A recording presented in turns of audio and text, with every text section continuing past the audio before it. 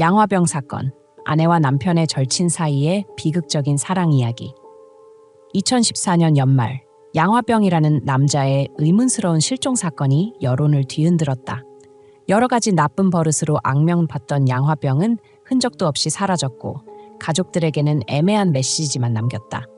수사가 시작되면서 양화병과 그의 아내인 해 사이의 복잡한 관계와 어두운 비밀, 그리고 억압적인 결혼 생활에서 벗어나고자 하는 욕망이 서서히 드러났다. 2015년 1월 4일, 허난성 우저우시에 살던 37세의 양화병은 10일 넘게 실종되었다. 가족들은 불안에 떨며 그를 찾아 헤매었다. 그 전인 2014년 12월 21일, 양화병의 아버지, 남동생, 딸은 양화병의 휴대전화 번호로부터 그가 도시에서 일자리를 구했지만 가짜 상품 공장에 속아 감금당했다는 메시지를 받았다. 메시지에는 가족과 연락하지 말라는 내용도 포함되어 있었다. 이 메시지를 받은 동생은 의심을 품고 12월 25일 집으로 돌아와 형수에게 형의 행방을 물었다. 36세의 아내 왕통혜는 12월 20일에 남편과 다툰 후 양화병이 집을 떠나 일자리를 구하러 갔다고 말했지만 정확한 장소는 모른다고 했다. 하지만 양화병의 아버지는 게으르고 이를 찾아 나선 적이 없는 아들의 성격을 알고 있었기에 그 말을 믿지 않았다. 아버지는 2년 전 마을에 퍼졌던 해의 불륜설을 의심했다. 상대는 양화병의 절친이자 같은 마을에 사는 양신풍이었지만 가족들은 증거를 찾지 못했다. 양화병은 2014년 여름밤 아내가 몰래 밖으로 나가 전화를 받는 것을 보고 따라갔다가 마당에서 꽃무늬 티셔츠를 입은 남자와 키스하는 것을 목격했다고 말했다. 달빛 아래서 그는 그 남자가 신풍임을 알아봤다. 화가 난 그는 벽돌을 던졌지만 빗나갔고 남자는 도망쳤다. 양화병은 신풍의 집까지 쫓아갔지만 아무도 문을 열어주지 않았다. 다음 날 아침, 양화병은 신풍의 집에 찾아가 따졌고 신풍은 무릎을 꿇고 자신이 아니라고 울면서 맹세했다. 이후 양화병은 동생에게 자신이 집을 비운 동안 신풍의 동태를 살피라고 부탁했다. 양화병의 아버지는 3개월 전 양화병이 잠자다가 아내에게 칼을 목에 겨누는 것을 목격했다고 회상했다. 놀란 양화병은 해를 밀치고 멈추지 않고 흐르는 상처를 잡았다. 그는 문을 열고 구조를 요청했고 병원에 가서 몇 반을 꿰맸다. 해는 시댁 식구들에게 경찰에 붙잡혀 경찰서에 갔다. 해는 남편의 코 고는 소리가 너무 커서 순간적으로 화가 났다고 말했다. 해의 동생이 중재하고 앞으로 그런 일이 없을 것이라고 보증하자 20년 가까이 결혼 생활을 해왔고 어린 아들이 5살밖에 되지 않았기에 양화병의 가족들은 더 이상 추궁하지 않았다. 양화병은 아버지의 말을 듣고 아내에 대한 고소를 취하했다. 해는 10일간 구치소에 있다가 풀려났다. 양화병의 실종에 며느리가 관련되어 있을지도 모른다는 의심을 품은 아버지는 경찰에 신고했다. 이웃 사람들로부터 양화병이 놀기 좋아하고 일하기 싫어하며 도박을 하고 좀 도둑질을 하는 등의 사실을 알게 된 경찰은 그가 일하러 나갔다는 것을 믿지 않았다. 양화병과 친분이 있던 사람들은 그가 그런 계획을 세웠다는 말을 들은 적이 없다고 했다. 경찰은 양화병이 살해당했을 가능성이 있다고 판단하고 양화병의 부모에게 아들의 집을 찾아가 이상한 점이 있으면 알리라고 했다. 2015년 1월 11일 오후 며느리가 집에 없는 사이 아버지는 집을 조사했지만 이상한 점은 없었다. 마당을 돌아보다가 갈아엎어진 땅을 발견했다. 며느리는 며칠 전에 여기에 씨앗을 심었다며 아버지가 파헤치는 것을 막았었다. 그 전까지 그 땅에는 잡초가 무성했고 보통 4월에야 밭을 갈아 채소를 심었기에 추운 날씨에 해가 그런 행동을 한 것이 이상하게 느껴졌다. 아버지는 삽으로 땅을 파고 시체를 발견하고 경찰에 신고했다. 양화병은 20일 넘게 실종된 상태였다. 새로 덮인 흙으로 뒤덮인 마당에서 시체가 발견되자 현장 분위기는 숨 막힐 듯 침통했다. 법의학팀은 양화병의 시체, 몇 주 동안 차가운 땅 속에 묻혀있던 시체를 조심스럽게 감정했다. 두개골에는 큰 균열이 있었고 그것은 치명적인 타격의 흔적이었다. 법의학 보고서에 따르면 그것은 심각한 두부 손상으로 인한 사망 원인이었다. 검시 장비에 불빛이 창백하고 일그러진 양화병의 얼굴, 몇 주 동안 묻혀있던 흔적을 비추었다. 수사팀은 치명적인 타격 속에 잔혹함을 느꼈다. 마치 범인이 모든 증오를 마지막 타격에 쏟아부은 것 같았다. 시체가 땅에서 나오자 분노와 소름이 현장을 뒤덮었다. 마치 모두가 그곳이 아무도 몰랐던 끔찍한 범죄 현장이었음을 깨달은 것 같았다. 2015년 1월 12일 해와 신풍은 경찰에 체포되었다. 경찰서에서 해는 창백한 얼굴과 멍한 눈으로 나타났다. 그녀는 앞으로 무엇이 기다리고 있는지 알고 있었지만 저항하지 않았다. 경찰이 양화병의 죽음에 대한 명백한 증거를 제시하자 그녀는 결국 자백했다. 신문실에서 그녀의 목소리는 떨렸지만 멈추지 않았고 자백은 차가운 돌바닥에 울리는 것 같았다. 그는 우리 가족을 죽이겠다고 협박했어요. 다른 방법이 없었어요. 다른 방법이 없었어요. 해는 오랫동안 느꼈던 공포를 회상하는 듯한 쉰 목소리로 되풀이했다. 그녀는 남편을 죽이려는 생각부터 신풍과 함께 치밀하게 계획을 세운 과정까지 모든 것을 자세하게 진술했다. 그녀의 진술은 신풍의 도움을 받아 양화병으로부터 벗어나려 했던 과정을 보여주는 슬로우 모션의 공포 영화 같았다. 수사기관의 진술에 따르면 해와 양화병은 고등학교 동창으로 꿈 많은 청춘 시절을 함께 보냈다.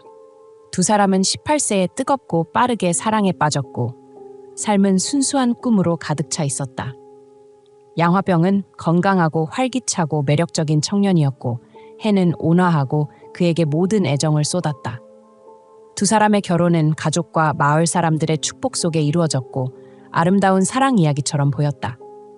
하지만 함께 살기 시작하면서 해는 남편의 진짜 모습을 알게 되었다. 그녀가 사랑했던 남자는 사소한 나쁜 버릇뿐만 아니라 폭력적이고 해로운 성격을 드러냈다. 양화병은 빨리 타락하여 도박과 다른 나쁜 버릇에 빠졌다. 처음에는 해의 옷 주머니에서 돈을 훔치더니 나중에는 부부의 저축에서 더 많은 돈을 훔쳤다. 해는 자신의 사랑과 인내심으로 양화병을 변화시킬 수 있다고 스스로를 위로했다. 하지만 비극은 양화병이 부부가 오랫동안 모아온 3만 위안과 그녀가 자녀의 미래를 위해 모아둔 돈을 몰래 가져가면서 시작되었다. 양화병은 그 돈을 모두 도박에 썼고 하룻밤 사이에 탕진했다. 해는 충격을 받아 쓰러질 뻔했고 남편에 대한 신뢰는 완전히 무너졌다. 그녀는 자신이 알던 사람과는 전혀 다른 자신의 맹목적인 욕망을 채우기 위해 무엇이든 하는 남자와 마주했다. 그날 밤 절망에 빠진 해는 자살까지 생각했다. 하지만 잠든 딸을 보며 참았다. 그녀는 남편이 곧 정신을 차릴 것이고 언젠가 그들의 작은 가족이 이러한 궁핍과 불안에서 벗어날 것이라고 스스로에게 되뇌었다. 이것이 그녀의 결혼 생활에서 가장 큰 충격이라고 생각했지만 병은 갈수록 죄의 길에 빠져들었고 다툼과 폭력은 끊임없이 증가했다. 결국 병은 도박죄로 1년 넘는 징역형을 선고받았고 해는 수치심과 비통함을 느꼈지만 속으로는 이것이 남편을 깨우치게 하는 교훈이 되기를 바랐다. 하지만 해의 화해의 꿈은 병이 돌아오자 곧 산산이 조각났다. 그 남자는 변하지는커녕 더욱 거칠어졌고 도박 중독은 그의 피 속에 깊이 스며들어 떼어낼 수 없었다. 그의 폭력 또한 점점 심해졌고 병은 심지어 해가 반항할 때마다 성폭력을 행사하는 것을 주저하지 않았다. 매일 밤 그녀는 남편의 분노를 기다리며 숨을 죽였고 육체적, 정신적 고통을 다시 받을까봐 전전긍긍했다. 결혼 생활의 다음 몇 년은 끝없는 악몽이 되었고 해는 벗어날 수 없는 어둡고 답답한 나날을 보냈다. 그녀는 나쁜 남편 옆에서 침묵하는 그림자가 되었고 한때 친구이자 연인이었던 그 남자는 이제 그녀 인생에서 가장 큰 공포가 되었다. 해는 빚쟁이들이 문을 부수고 들어온 끔찍한 밤을 떠올렸다. 밤늦은 시간, 온 가족이 잠든 사이 갑자기 요란한 문 두드리는 소리가 밤의 곤충 소리마저 덮어버렸다. 집안에 불이 켜지고 그 순간 살기등등한 얼굴의 남자들이 뛰어드는 모습이 보였다.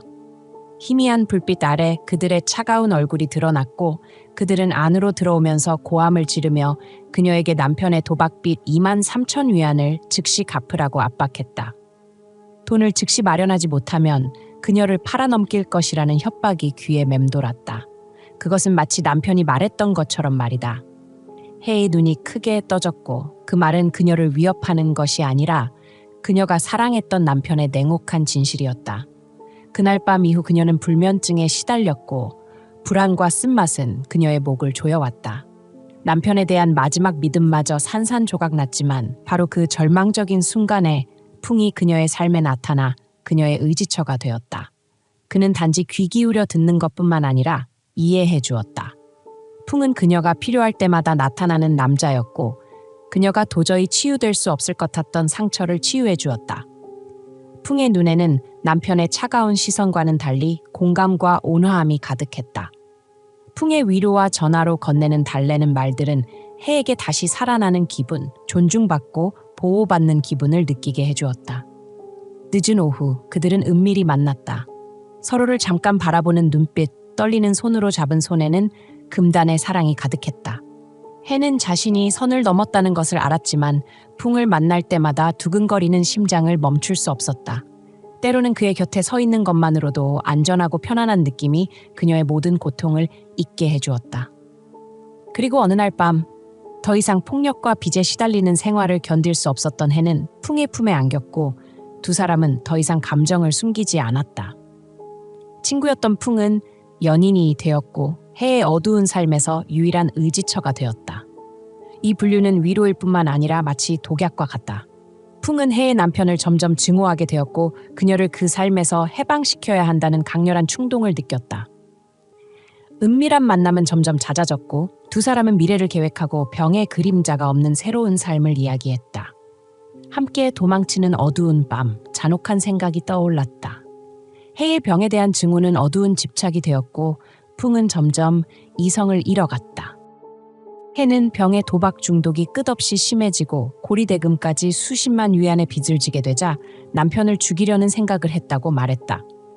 빚을 갚을 능력이 없자 병은 아내와 16세 딸을 사우나와 마사지샵에 보내 일하게 강요했다. 해가 거부하자 처가 식구들을 모두 죽이겠다고 협박했다. 남편이 무슨 짓을 할까 두려워진 해는 애인에게 전화를 걸어 병을 죽이고 싶다고 말했다. 풍은 도와주겠다고 동의하고 함께 계획을 세웠다. 그들은 병의 생일인 2014년 12월 20일을 선택했다.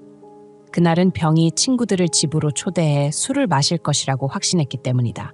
그날은 가랑비가 내렸고 차가운 공기는 늦은 밤 고요함을 더욱 증폭시켰다.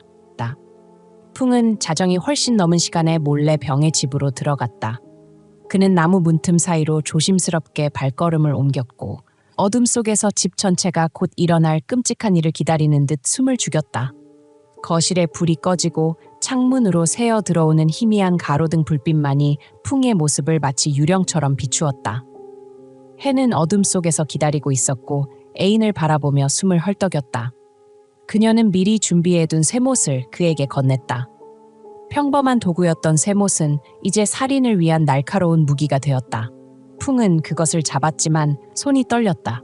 용기를 내기 위해 술을 조금 마셔야 한다며 그는 해에게 말했고 뜨겁고 매운 술을 삼키며 마음속에 얽혀있는 공포를 진정시키려 했다. 풍은 술에 취해 잠든 친구인 병에게 다가갔다. 그는 눈을 감고 이 일을 해야 한다고 스스로에게 되뇌었다. 그 순간 정가 정지한 듯했고 풍의 숨소리가 또렷하게 들렸고 심장 박동은 밤의 죽음 같은 고요 속에서 북소리처럼 들렸다. 그의 손은 천천히 쇠못을 내렸고 어둠 속에서 무겁고 고통스러운 소리가 들렸다. 끔찍한 행위를 저지른 후 그들은 함께 병의 시체를 마당으로 끌어냈다.